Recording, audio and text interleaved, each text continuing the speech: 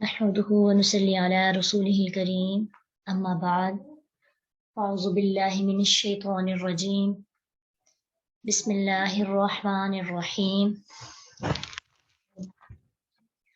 رب اشرح لي صدري ويسر لي أمري واحلل عقدة من لساني يفقهوا قولي رب زدني علما اللهم ربنا زدنا علما.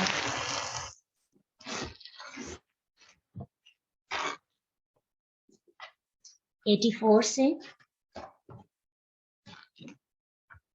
وَإِلَى مَدْيَنَ أَخَاهُمْ شُعَيْبًا قَالَ يَا قَوْمِ اعْبُدُوا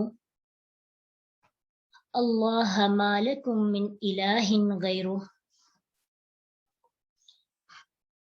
وَإِلَى مَدْيَنَ اور مدین کی طرف أَخَاهُمْ ان کے بھائی شعیباً شعیب علیہ السلام کو بھیجا گیا. مدین بھی عربوں کا ایک علاقہ ہے اور اہل مدین کی طرف بھی انہی میں سے ایک پیغمبر بھیجا گیا. لوط علیہ السلام اپنی قوم میں سے نہیں تھے لیکن شعیب علیہ السلام اپنی قوم میں سے ہی تھے. آخر انہوں نے بھی سب سے پہلے کس چیز کی دعوت دی؟ اے میری قوم، اللہ کی عبادت کرو، اس اللہ کی جس کے سوا کوئی الہ نہیں. سب سے پہلا درس ہر پیغمبر کا توحید ہے. اس سے اندازہ ہوتا ہے کہ عقیدہ توحید کتنا ضروری ہے. اگر ہم اس کو چھوڑ کر باقی اسپیکٹس پہ بات کریں، باقی چیزوں کی دعوت دیں، باقی چیزیں ٹھیک کرتے رہیں، تو جب بنیاد نہیں ٹھیک، جب بیج نہیں ٹھیک، تو پھر پودا بھی ہم آرٹیفیشل پودے کا کوئی فائدہ نہیں ہے. جڑیں جب مضبوط نہ ہو، جڑوں کے اندر بیماری ہو. اسلام کی جڑیں مضبوط ہوتی ہیں توحید سے. تو ہمیں جب بھی کسی کو اللہ کے راستے کی طرف انوائٹ کرنا چاہیے تو رفتہ رفتہ اس کی عقیدے کو ٹھیک کرنے کی بھی کوشش کرنی چاہیے. دوسرا پیغام اس قوم کا خاص طور پر جو رہا، لوط علیہ السلام کی قوم کے اندر کون سی بیماری تھی؟ ہم جنس پرستی. ایک دوسرے کے ساتھ یعنی مرد مردوں کے ساتھ برائی کرتے تھے، اپنی ہوس پوری کرتے تھے اور ان کو انٹرسٹ نہیں تھا عورتوں کے اندر شادی کرنے میں بھی. تو شعیب علیہ السلام کی قوم کی جو کمی تھی وہ یہ تھی کہ وہ ناپ اور تول میں کمی بیشی کرتے تھے. اسی لیے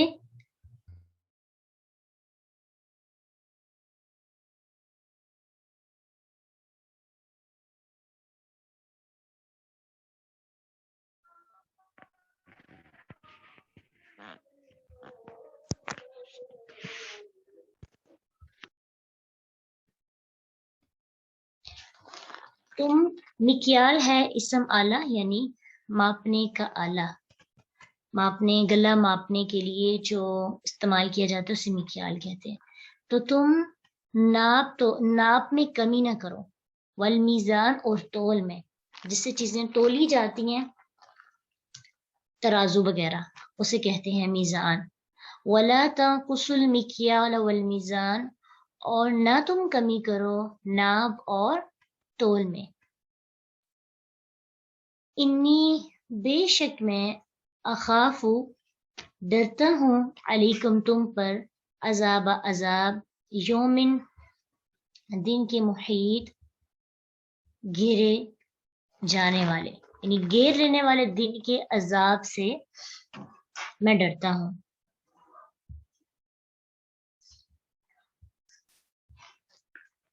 لوط علیہ السلام نے اپنی قوم کو ایک خاص برائی سے منع کیا. شعیب علیہ السلام نے اپنی قوم کو توحید کے بعد سب سے پہلے ان کی جو مین برائی تھی اس کو ٹارگٹ کیا، اس کو ٹھیک کرنے کی کوشش کی. اس سے ہمیں تو ایک تبلیغ کا طریقہ بھی پتہ چلتا ہے کہ سب سے پہلے عقیدہ توحید کے بعد جو اس معاشرے کے اندر سب سے زیادہ برائی ہو عام پائی جانے والی، اس کو ٹھیک کرنے کی کوشش کرنی چاہیے. کیوں؟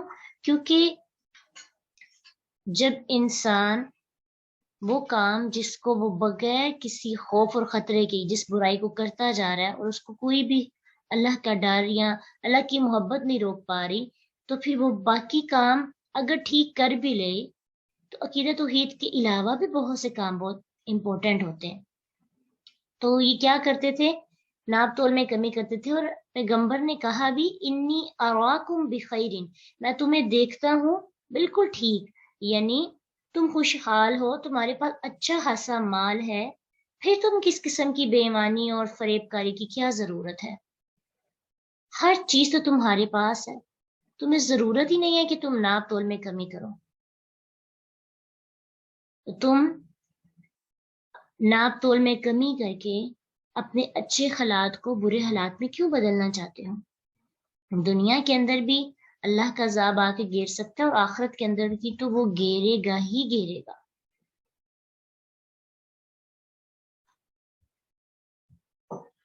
پھر اپنی قوم سے انہوں نے دوبارہ کہا، دوبارہ سے تاکید کی، وَيَا قَوْمِ، اے میری قوم، اوفو، پورا کرو، المکیال والمیزان بالقسط، ناپ تول کو انصاف کے ساتھ پورا کرو، وَلَا تَبْخَسُوا النَّاسَ أَشْيَاءَهُمْ، اور تم لوگوں کی چیزوں میں کمی نہ کرو.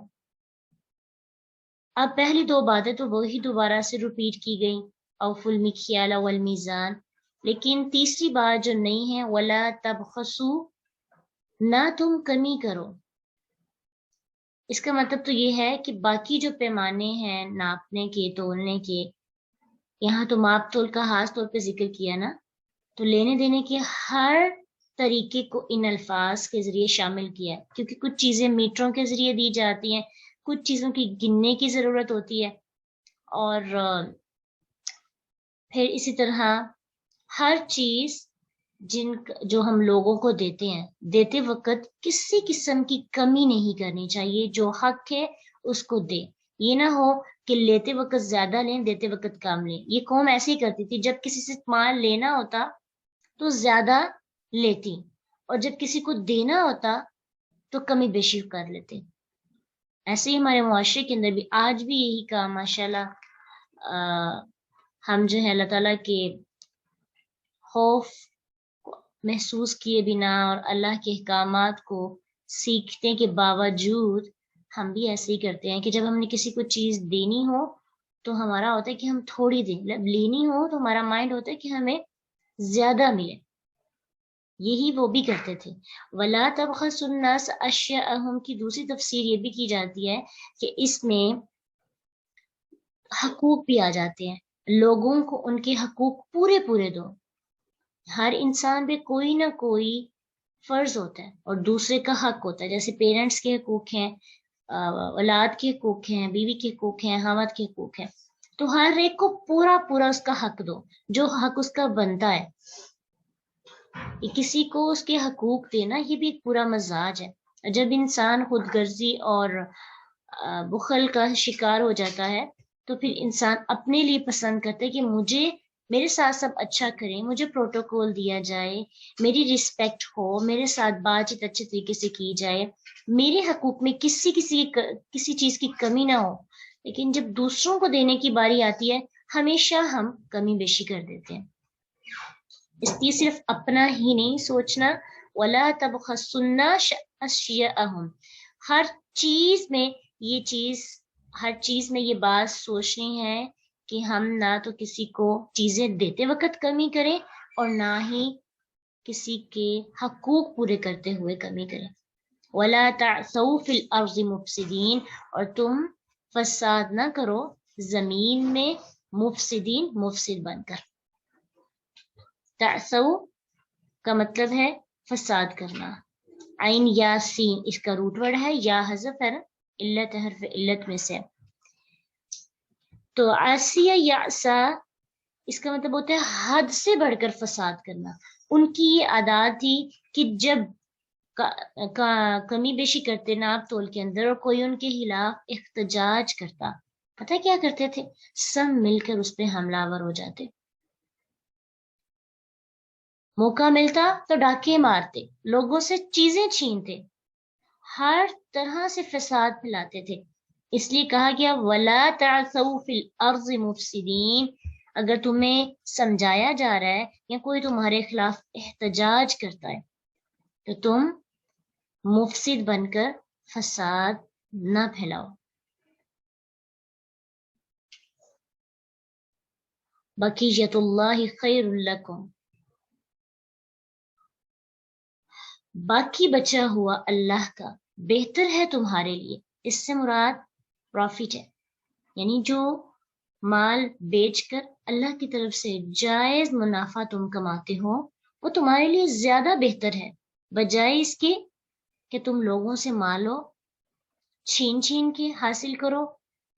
جو حلال ہے اللہ نے تمہارے لیے کیا اسے کھاؤ، اس سے فائدہ اٹھاؤ جو اللہ کے حکم کے مطابق ہے۔ ان کنتم مؤمنین، اگر تم مومن ہو، کیونکہ کافر کے نیک اعمال بھی قیامت کے دن اس کے کام نہیں آئیں گے۔ یہ چیز ہم نے بارہا سیکھی ہے کہ اس کے اچھے کام کا فائدہ اس کو دنیا میں مل جاتا ہے، اور ہاں اس کے عذاب میں شاید کمی بیشی ہو جائے، لیکن وہ جہنم سے باہر نہیں نکل سکتا جو کافر ہے، جس کا عقیدہ ہی نہیں ٹھیک ہے۔ سب سے پہلے توحید، جس کا عقیدہ ٹھیک ہے، جو اللہ پہ ایمان لاتا ہے، اس کے بعد اس کی جو برائیاں ہیں اگر وہ ختم ہو جاتی ہیں تو اللہ تعالیٰ توبہ کرنے کے بعد اس کی برائیوں کو اس کو نیکیوں میں بدل دیتے ہیں۔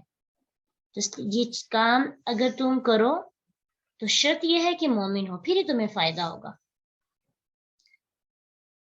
اب دیکھیے عبادت کے بعد ناپ تول میں کمی نہ کرنے کی طرف ابھارنا، لوگوں کے حقوق میں کمی نہ کرنا، لوگوں کو ان کا پورا پورا حق دینا، وہ چیزوں میں ہو، وہ ہماری طرف سے بات چیت میں ہو، وہ جائیداد میں ہو، کسی بھی طرح سے وراثت کی تقسیم میں ہو۔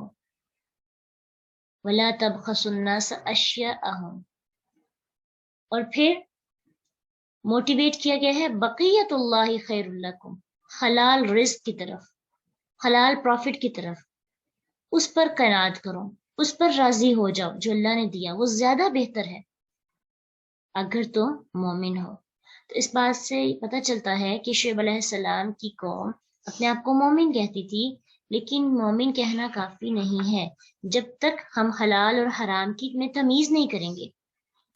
حلال حرام کی تمیز بہت ضروری ہے۔ انسان عقیدہ توحید کے بعد دونوں کو مکس کرتا رہے تو یہ برابر نہیں ہو سکتا۔ اللہ سبحانہ تعالیٰ فرماتے ہیں نا کہ طیب اور ناپاک دونوں ایکول نہیں ہو سکتے۔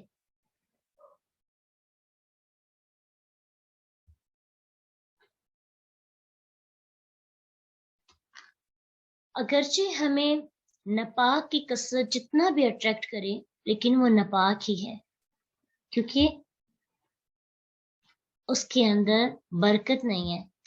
بعض چیزیں جب مال ہم دیکھتے ہیں تو بہت اٹریکٹ کرتا ہے، حلال رزق تھوڑا بھی ہو تو ہمارے لیے بابرکت ہوتا ہے، لیکن حرام مال کسی کو دکھ پہنچا کر، کسی کا چھین کر اگر ہم استعمال کرتے ہیں تو اس کی کثرت، ولو اعجبک کثرت الخبیث، اگرچہ خبیث کی کثرت جتنی بھی اٹریکٹ کرے وہ برابر نہیں ہو سکتی طیب مال کی۔ تو کثرت بظاہر خوشنما لگتی ہے ہماری، اس کے ظاہری اثرات بہت زیادہ ہوتے ہیں، حقیقی معنی میں وہ ہمیں فائدہ نہیں پہنچا سکتی۔ دولت جب آتی ہے نا تو انسان کے اندر بہت سی برائیاں پیدا ہو جاتی ہیں، تکبر آ جاتا ہے، عزت نہیں کرتا وہ لوگوں کی، غرور آ جاتا ہے، اور پھر زمین کے اندر اکڑ کر کے چلنے لگتا ہے، دوسروں سے مقابلہ کرنے لگتا ہے، کچھ اور بھی خرابیاں آتی ہیں، انسان دین سے غافل ہو جاتا ہے۔ اسی لیے تو آپ صلی اللہ علیہ وسلم نے دولت کے فتنے کے لیے دعا کی تھی، اور آپ صلی اللہ علیہ وسلم کو شرک سے زیادہ اپنی امت کے بارے میں دولت کے نشے کا ڈر تھا کہ میری قوم دولت کے نشے میں مدہوش ہو کر اللہ کو بھول جائے گی۔ تو یہی ہوتا ہے نا کہ انسان کو جب دولت ملتی ہے تو اکثر ایسے ہوتے ہیں انسان اللہ کی شکر کرنا بھول جاتا ہے، اللہ کو تھینک یو بھی نہیں کہتا اور اترانے لگتا ہے، غرور کرنے لگتا ہے، تکبر کرنے لگتا ہے۔ ابن آدم کو اگر سونے کی ایک وادی دی جائے نا تو دوسری وادی کی بھی تمنا شروع ہو جاتی ہے، اس کا پیٹ نہیں بھرتا، اور قبر کی مٹی ہی اس کا پیٹ بھر سکتی ہے، اور جتنا بھی مال اس کو ملتا جائے ترقی کی خواہش اس کی ختم نہیں ہوتی۔ تو ہمیں لیسن کیا ہے؟ بقیت اللہ، کہ جو اللہ نے بچایا، جو پروفٹ اللہ جائز طریقے سے ہمیں دے رہے ہیں، اس کو یوز کریں، اس سے انجوائے کریں، اسے استعمال کر کے اپنے لیے بابرکت بنائیں۔ ناجائز مال ہمیں کبھی بھی سکون نہیں دے سکتے، حقیقی سکون، اگرچہ ہمیں کتنی بھی آسائشیں کیوں نہ مل جائیں۔ تو دوسروں سے حق لیں اپنا، لیکن جائز طریقے کے ساتھ، انشاءاللہ۔ وما انا علیکم بحفیظ، اور میں تم پر کوئی نگہبان نہیں ہوں، میں تمہیں تبلیغ کر رہا ہوں، تبلیغ کی ذمہ داری مجھ پہ، لیکن تمہارا نگران نہیں ہوں۔ تم پہ ہر وقت نظر صرف اللہ کی ہے، اور یہ میرے بس کی بات بھی نہیں ہے کہ تمہاری نگرانی کروں، ایک ایک لمحہ تمہاری کا نوٹ کروں کہ تم یہاں پہ غلط ہو۔ میرا کام اوور آل سب کو سمجھانا ہے، اللہ کے عذاب سے ڈرانا ہے، تم مانو یا نہ مانو یہ تم پہ ڈیپینڈ کرتا ہے۔ آگے سے وہ کیا جواب دیتے ہیں؟ اتنی خوبصورت دعوت کے بعد ان کا رسپانس ہر قوم کی طرح طنز اور تکلیف دینے، ٹارچر کرنے پر ہی مبنی رہا۔ قالو، انہوں نے کہا، یا شعیب، اے شعیب، کیا صلاتو کا، نماز تیری، تأمورو کا، تأمورو حکم دیتی ہے، کا تجھے، ان کے، نترو کا، ہم چھوڑ دے، ماں انہیں جن کی یعبدو عبادت کرتے تھے، آباؤنا، اباؤ اجداد ہمارے، او یا ان یہ کہ نفعلہ ہم کریں، فی اموالنا اپنے مالوں میں، ماں جو نشاء ہم چاہیں۔ اب کیا کہتے ہیں شعیب علیہ السلام کو؟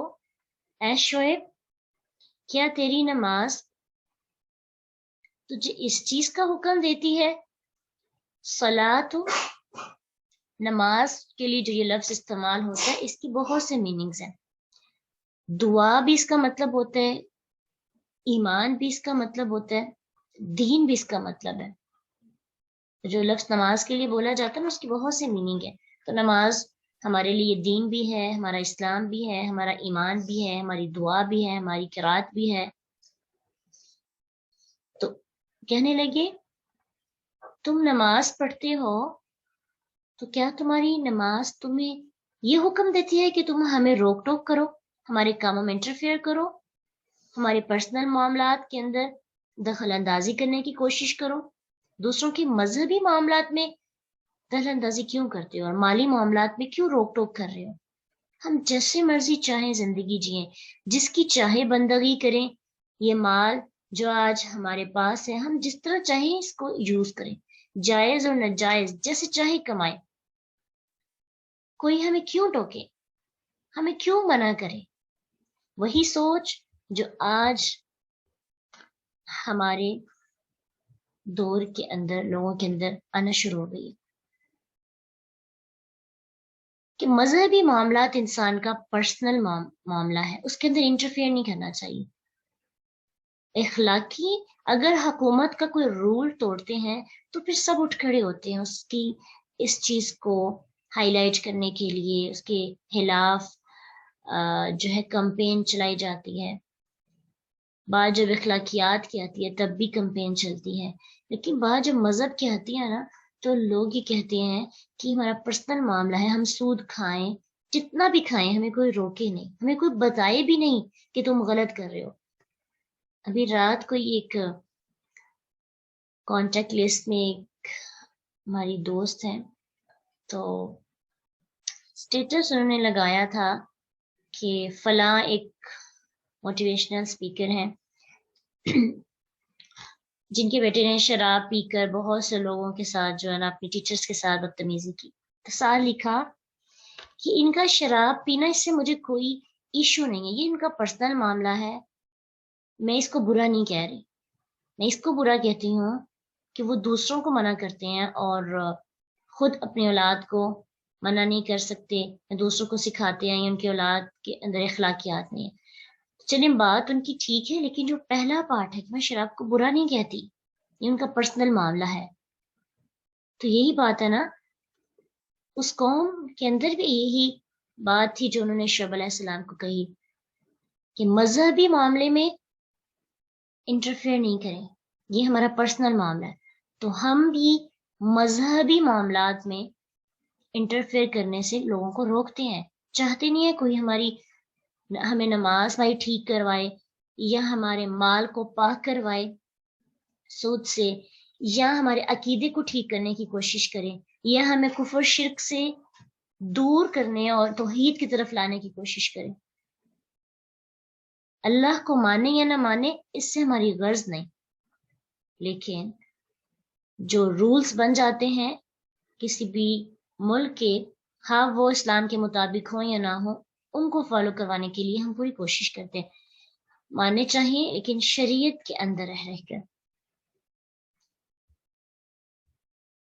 اور جس طرح ہماری امت کے اندر ہر قوم کی جیسی برائیاں ہیں، ان اقوام کے اندر تو ایک ایک برائی تھی، ہماری قوم امت محمدیہ میں ہر قسم کی برائی ہے، ہم جنس پرستی بھی آ چکی ہے، ناپ تول میں کمی بھی کرتے ہیں، لوگوں کے مذہبی معاملات میں ہم انٹرفیئر کرنے بھی نہیں دیتے، اور بھی بہت سی برائیاں، تکبر، غرور، اپنے آپ کو بہت بڑا سمجھنا، لیکن اگر اللہ کے نبی صلی اللہ علیہ وسلم کی دعا نہ ہوتی تو آج ہم پہ بھی ضرور عذاب آتا، جس طرح کی برائیاں ہمارے اندر پائی جاتی ہیں۔ کیا چاہتے ہیں قوم والے؟ کیا چاہتے تھے؟ ہم جو چاہیں کریں، ہمیں کوئی نہ روکے، لیکن مومن جو بندہ ہوتا ہے کیا وہ ایسا کہہ سکتا ہے؟ کیا اس کی سوچ ایسی ہوتی ہے؟ کیونکہ مومن کو تو وہ کرنا ہوتا ہے جو اللہ کو پسند ہے، وہ ایسا سوچ بھی نہیں سکتا کہ وہ اپنی مرضی سے زندگی گزارے، وہ تو اللہ کی مرضی کا پابند ہوتا ہے، اللہ کی مرضی کی زندگی گزارتا ہے، اللہ کو کیا پسند ہے وہ بس یہ کرتا ہے۔ اس لیے ہمارے لیے اس میں کیا لیسن ہے کہ ہم اپنی زندگیوں کو، اپنے پیمانوں کو جو ہم نے اپنی زندگیوں میں بنائے ہوئے ہیں، اپنے لائف سٹائل کو اپنی مرضی سے نہیں بنائے کہ جو ہمیں پسند ہے ہم نے وہ کرنا ہے، چاہے ہمیں کوئی بھی روکے، آئی ڈونٹ کیئر، مجھے کوئی پرواہ نہیں، کسی کو اتنا حق ہی نہیں ہے کہ کوئی مجھے سمجھائے۔ اگر ہمیں کوئی گائیڈ کرتا ہے، ہمیں سمجھاتا ہے کہ اللہ کی بہت بڑی رحمت ہے، ہمیں اسے اچھے طریقے کے ساتھ سننا چاہیے اور اس پر عمل بھی کرنے کی کوشش کرنی چاہیے، یہ نہیں کہنا کہ میری لائف ہے تو میں جیسے بھی گزاروں، کسی کو کوئی ضرورت نہیں۔ جب بھی یہ بات ذہن میں آئے نا تو فوراً سے کیا سوچنا ہے کہ یہ انداز کس کا تھا؟ مدین میں رہنے والے لوگوں کا، شعیب علیہ السلام کی قوم کا،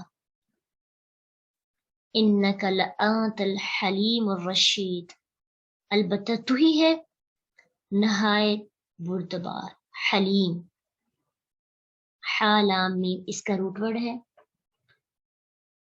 تو کہنے لگے کیا بس تم ہی ہمارے اندر نہایت سمجھدار اور بردبار ہو، تم ہی انٹیلیجنٹ ہو، تم ہی سمجھانے والے رہ گئے ہو؟ حا لام میم حلیم کا روٹ ورڈ ہے، اور اس کا مطلب ہوتا ہے کسی کی منفیت کو برداشت کرنا، شدید غصے کو قابو کرنے والے کو بھی حلیم کہتے ہیں، اور اپنی طبیعت پہ ایسا کنٹرول کہ جس کو ہم ناپسند کرتے ہیں لیکن پھر بھی اس صورتحال میں اپنے آپ کو قابو میں رکھتے ہیں، غصے میں نہیں آتے، ایسی صفات جس کے اندر ہوتی ہے اسے بھی حلیم کہا جاتا ہے، نہایت سمجھدار، رشید۔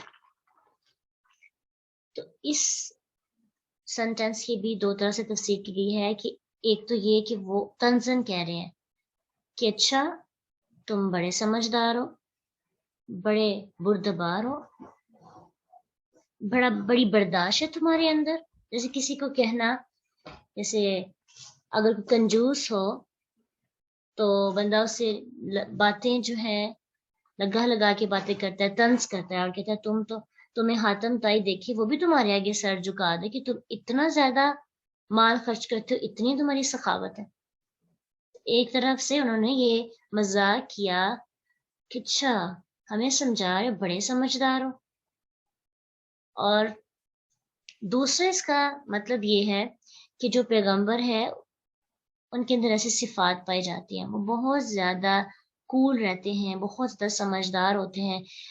वो पैगंबर जब उनको नबूवत मिलती है उससे पहले भी उनके अंदर ये सिफात होती है और बाद में भी उनके अंदर ये सिफात रहती है।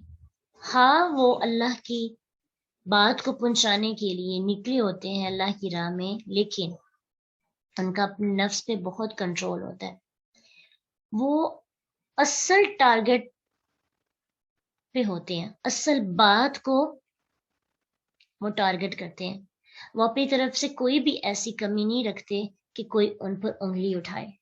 गलत को गलत कहते हैं, हराम को हराम कहते हैं, लेकिन खुद को काबू में रखते हैं, अपने अखलाक को बिगड़ने नहीं देते। तो शैतान भी क्या करता है कि जब भी हम प्रीच करते हैं, लोगों को समझाते हैं, सिखाते हैं, तो लोगों की तरफ से में जब रिस्पांस अच्छा नहीं आता और हमें लोग रिजेक्ट करते हैं तो हमें गुस्सा आता है और हम फिर उनके साथ उलझने लगते हैं। शैतान हमें डिमोटिवेट करता है, डिस्करेज करता है, नेगेटिविटी हमारे अंदर आना शुरू हो जाती है, ताकि लोगों को असल बात की बजाय दूसरी बातों में हम उलझना शुरू हो जाए, बहस मुबाहसा शुरू हो जाए। आज बहुत से मामलात ऐसे हो चुके हैं कि असल बात जो इस्लाम है, जो तौहीद है, उसकी बात नहीं की जाती, लेकिन बात फिर अपनी पर्सनालिटी की आ जाती है, अपना पर्सनल मामला शुरू हो जाता है, पर्सनल गुफ्तगू शुरू हो जाती है, झगड़े शुरू हो जाते हैं, तो अल्लाह की असल बात वहीं की वहीं रह जाती है, इखलाक खराब हो जाता है। किन पैगंबर ऐसे नहीं करते थे। लोग उनको जितना भी टॉर्चर करते, जितना भी उनका मजाक उड़ाते, वो नहायत हलीम और रशीद होते। तो शुएब अलैहिस्सलाम की कौम उनको कह रही है वैसे तो तुम बहुत समझदार हो, बहुत बर्दाश्त है तुम्हारे अंदर, लेकिन तुम्हारी बर्दाश्त और समझदारी कैसी समझदारी है कि तुम अपनी समझदारी का इस्तेमाल करते हुए हमें रोकना शुरू हो गया। ये कोई समझदारी नहीं कि दूसरों के मामलात में इंटरफेयर करना। हम तो तुम्हें बड़ा इखलाक वाला समझते थे। पता क्या होता है, जब हमें कोई वो बात कहे जो हमारे मजाज के खिलाफ हो, तो हमें लगता है कि ये बंदा, इसके अंदर कोई सिफात ही नहीं है, ये समझदार है ही नहीं। समझदार तो वो है जो वो बात करे जो हम सुनना चाहते हैं। अगर कोई इंसान वो बात कर दे जो हम सुनना नहीं चाहते, या फिर जो हमारे मजाज के खिलाफ होती है, हमारी आदत के खिलाफ होती है, तो हमें उस बंदे के अंदर कोई भी खूबी नजर नहीं आती। हम अच्छा उसी को कहते हैं जो हमारी नजर में अच्छा है। तो उनको सिफात का पता था, लेकिन जब शुएब अलैहिस्सलाम ने उनको हक और बातिल के अंदर फर्क करने वाली बातें की, तो उन्हीं की समझदारी और उन्हीं की बुर्दबारी को सामने रखकर उनको तंज करने लगे। आज हम भी ऐसे ही करते हैं। जब हमें कोई रोकता टोकता है तो हम उसी की नेक नामी को, उसी की पारसाई को उसके लिए ताना बना देते हैं। उसके अंदर अगर किसी चीज में कमी हो तो बार बार उसके अमाल को उसके सामने बताते हैं, तो तुम्हारे अंदर तो ये बुराई थी और आज तुम हमें समझाने निकले हो। बड़े आए नमाज पढ़ने वाले, नमाज पढ़ते तो अपने लिए पढ़ो, नमाजें पढ़ पढ़ के हमें क्यों रोकते हो? खुद अपनी इबादत करो। शुएब अलैहिस्सलाम ने कितने तहम्मुल के साथ जवाब दिया, बिल्कुल भी गुस्सा नहीं किया। कहने लगे یہ بھی ایک طرح سے ان کو مذاق کیا گیا ہے اور ان کا تمسخر اڑایا گیا ہے. کہنے لگے اے میری قوم ارأیتم کیا دیکھا تم نے ان اگر کنتم ہوں میں علی بینۃ ایک واضح دلیل پر من ربی اپنے رب کی طرف سے ورزقنی اور اس نے رزق دیا نی مجھے منہ اپنے پاس سے رزقن حسنا اچھا رزق. ایک تو اس نے مجھے نبوت دی بیجنا وہ دلیل جس کے ساتھ حق اور باطل کے درمیان فیصلہ ہوتا ہے واضح کر دینے والی الگ الگ ہو جائے جس سے حق اور باطل کہ دونوں مکس نہ ہو. اور رزقن حسنا یہ لفظ 3 چیزوں کے لیے آیا ہے. نمبر 1 اللہ تعالیٰ کی اطاعت کردہ نبوت کے لیے. نمبر 2 حلال روزی کے لیے. اور نمبر 3 صاف ستھری پاکیزہ زندگی کے لیے. تو کہا اے میری قوم مجھے بتاؤ میں اپنی رب کی طرف سے دلیل پر قائم ہوں. اللہ نے مجھے خوبصورت رزق دیا ہے. اور ادھر سے یہ بھی پتہ چلتا ہے کہ رزق صرف وہ نہیں جو ہم کھاتے ہیں. مال کو رزق نہیں کہتے. صرف انسان کو اللہ کی طرف سے وہ تمام چیزیں جس سے انسان فائدہ اٹھاتا ہے وہ اس کا علم ہے, وہ اس کا اخلاق ہے, وہ اس کا دین ہے, وہ اس کا اسلام ہے. کوئی بھی چیز جس سے انسان فائدہ اٹھائے وہ اس کے لیے کیا ہے؟ رزق ہے. تو کہنے لگے اللہ نے مجھے ایک خوبصورت زندگی عطا کی, مجھے نوازا, مجھے رزق دیا. کیا میں تمہاری طرح اس کو چھوڑ کر وما اريد ان اخالفکم اور میں نہیں چاہتا کہ میں مخالفت کروں تمہاری الا ما انہاکم عنہ اس کی طرف جو روکتا ہوں میں تمہیں جس سے, یعنی جس چیز سے میں تمہیں روکتا ہوں میں نہیں چاہتا کہ میں خود اس کا ارتکاب کروں, خود اس میں پڑ جاؤں. جو بات تم سے کہتا ہوں اس پہ خود بھی عمل کروں گا. پتہ چلتا ہے شعیب علیہ السلام نبوت کے ساتھ ساتھ ان کے پاس حلال روزی کے ذریعے اچھے خاصے ذرائع تھے. وہ اچھے خاصے مالدار آدمی تھے. رزقاً حسنا سے اب کلیئر کر رہے ہیں کہ تمہیں شرک سے روکتا ہوں, ماں تول سے منع کرتا ہوں, تو میں خود بھی سے باز رہوں گا, میں خود اپنی اصلاح بھی کرتا رہوں گا. اور تمام انبیاء اور صرف صالحین کا یہی شیوا رہا کہ وہ کیا کرتے رہے, جس چیز سے وہ لوگوں کو منع کرتے ہیں وہ خود بھی اس سے منع ہوتے رہے.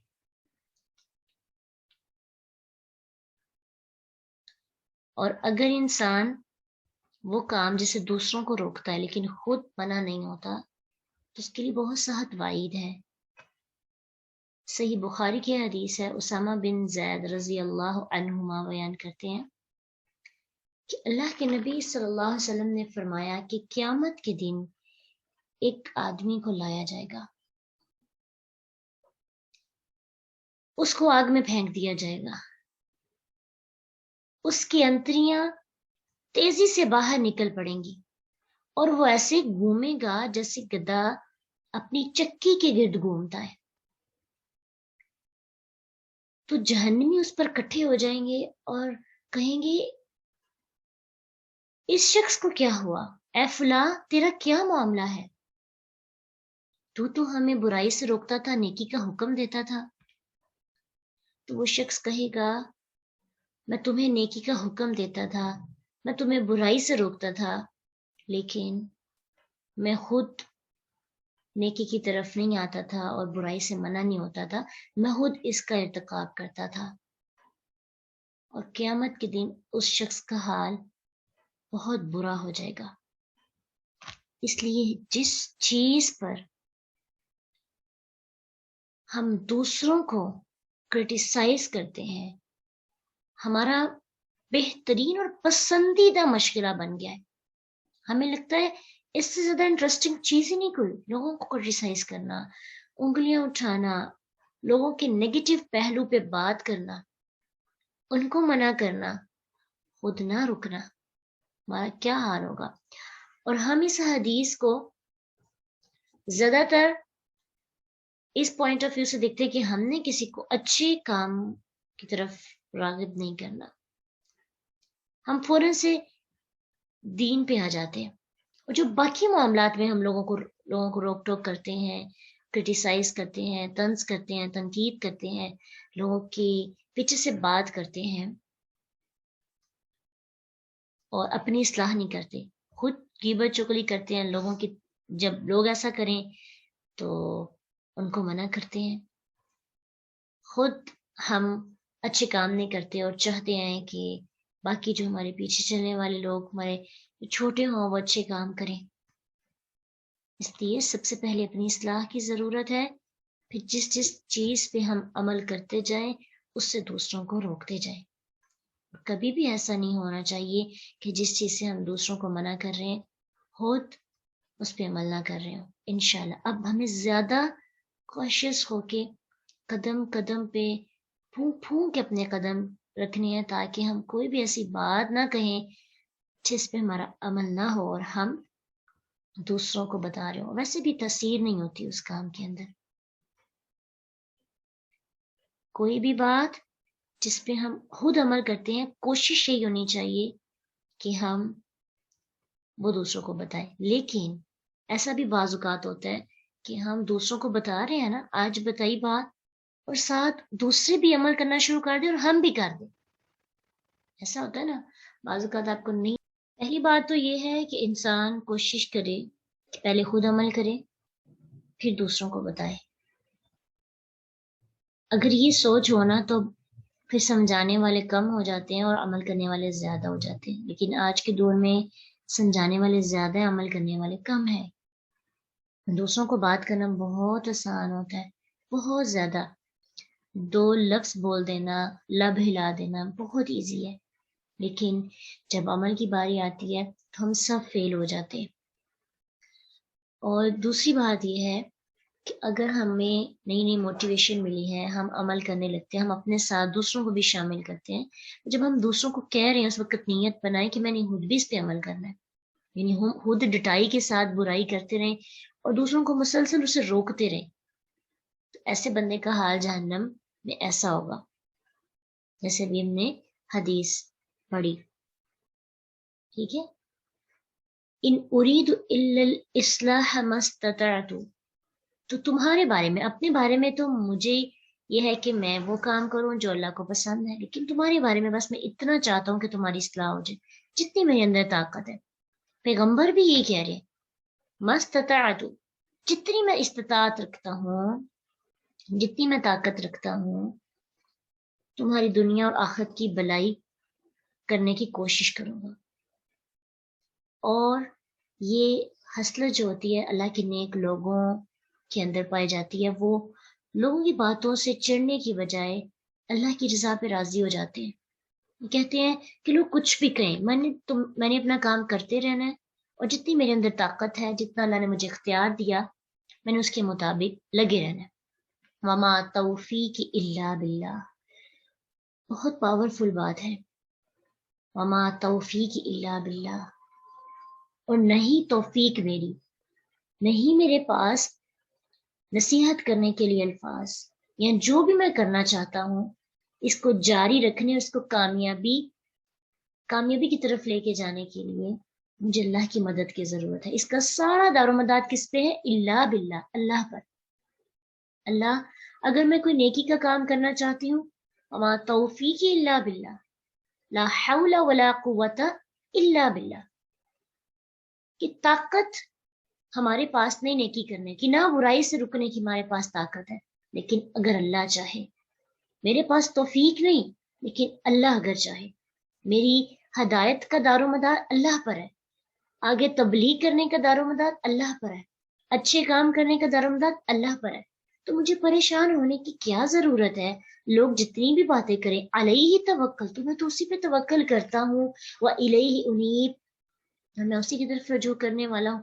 اللہ، میری تبلیغ سے نوح علیہ السلام کی قوم کی طرح اگر کوئی بھی ایمان نہ لائے، مسلسل تبلیغ کرنے کے بعد بھی چند لوگ صرف مان جائیں، تو میرے لیے وہی کافی ہے۔ میں نے تو اپنا فرض پورا کرنا نا، تو میں اللہ پہ توکل کرتا ہوں، اسی کی طرف رجوع کرنے والا ہوں، مجھے لوگوں کی باتیں میرے قدم نہیں روک سکتی. توکل تو پورا بھروسہ ہے اللہ پہ.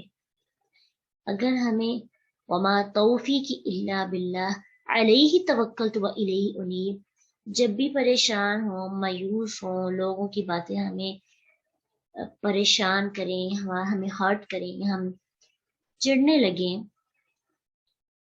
تو اس وقت ہمیں یہ آیت اپنے آپ کو تسلی دینے کے لیے ضرور یاد کروانی چاہیے. بہترین ریمائنڈر ہے. وَيَا قَوْمِ، اور اے میری قوم، لا یجرمنکم، ہرگز نہ آمادہ کرے تمہیں، شقاقی، مخالفت میری، ضد میری، ان یصیبکم، کہ پہنچے تمہیں، مثل مانند اس کے ماں جو اصابہ پہنچا قوم نوح، قوم نوح کو، او قوم حود، یا قوم حود کو، او قوم صالح، یا قوم صالح کو، وما قوم لوط، اور قوم لوط منکم ببعید، تم سے کچھ دور نہیں. قوم لوط کا قصہ تو تمہارے بالکل قریب ہے. اور ویسے بھی جو علاقہ ہے مدین، وہ لوط علیہ السلام کی قوم، جیسے کس علاقے میں رہتے تھے؟ سدوم کے علاقے میں. تو وہ دونوں آپس میں ملے ہوئے تھے جغرافی لحاظ سے بھی. اور ویسے بھی واقعہ جو ان کا اور ان پہ جو عذاب آئے وہ انہیں جانتے تھے. تو شعیب علیہ السلام اپنی قوم کو یہ سمجھا رہے ہیں کہ اگر تمہیں قوم نوح کے غرق ہونے اور قوم ہود کے آندھی کے ساتھ ہلاک ہونے اور قوم صالح کے چینہ اور زلزلے سے نیست و نبود ہونے سے عبرت حاصل نہیں ہوئی، چلو ان کا علاقہ یا ان کا زمانہ تم سے دور تھا. اما قوم لوط منکم ببعید، تو قوم لوط سے کچھ سیکھ لو، اس کا تو کچھ زیادہ وقت نہیں گزرا. یہ قوم تو بالکل تمہارے قریب ہی ہے. واستغفروا، تو سوچو سمجھو، اگر اب احساس ہو گیا آج غلطی کا، تو کیا کرو؟ بخشش مانگو اپنے رب سے. ثم توبوا الیہ، پھر توبہ کرو اس کی طرف، پھر پلٹ جاؤ اس کی طرف، آئندہ نہ کرنے کا عزم. توبہ کے اندر کیا ہوتا ہے؟ اپنے گناہوں کا اقرار، شرمندگی، اور گناہوں سے پکی عزم کر لینا کہ آئندہ یہ گناہ نہیں کرنا، یعنی گناہوں کو چھوڑنے کا پکا وعدہ، پختہ عزم. اور پھر اللہ کی طرف رجوع کرنا، اللہ کی طرف پلٹنا، نیکیوں میں اضافہ کرنا. یہی نیکیوں کی طرف نہیں بڑھیں گے تو دوبارہ برائیوں کی طرف چلے جائیں گے. توبہ کے بعد اگر ہم مومن نہیں بنیں گے تو پھر دوبارہ مفسد بن جائیں گے، دوبارہ مشرک بن جائیں گے، دوبارہ کفر میں پڑ جائیں گے. تو واستغفروا، بخشش مانگو اپنے رب سے، پھر اسی کی طرف رجوع کرو اور پریشان نہ ہونا. بہت بڑے بڑے جرم کرتے ہو، ان ربی، بے شک میرا رب، رحیم، بہت رحم کرنے والا، فعیل کے وزن پر بہت زیادہ رحم کرنے والا، مبالغہ ہے نا، ودود، اور بہت محبت کرنے والا ہے اپنے بندوں سے. اور جو اس کے نیک بندے ہوتے ہیں اس پر اس کی رحمت مسلسل، رحیم فائل کے وزن پر نا. اور اس کی ایک خصوصیت یہ ہے کہ اس میں ہمیشگی کے میننگز ہوتے ہیں، تسلسل کے ساتھ کسی کام کا ہونا.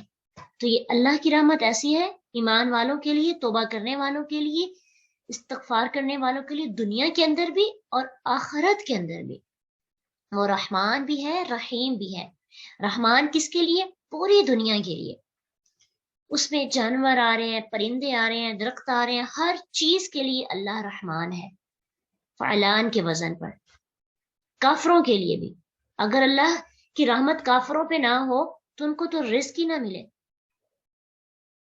تو یہ جو دنیا کو دنیاوی معاملات میں اللہ تعالیٰ صحت عطا کرتے ہیں، رزق دیتے ہیں، بلائی کا معاملہ کرتے ہیں، تو یہ اللہ کی رحمان صفت کے انڈر ہوتا ہے.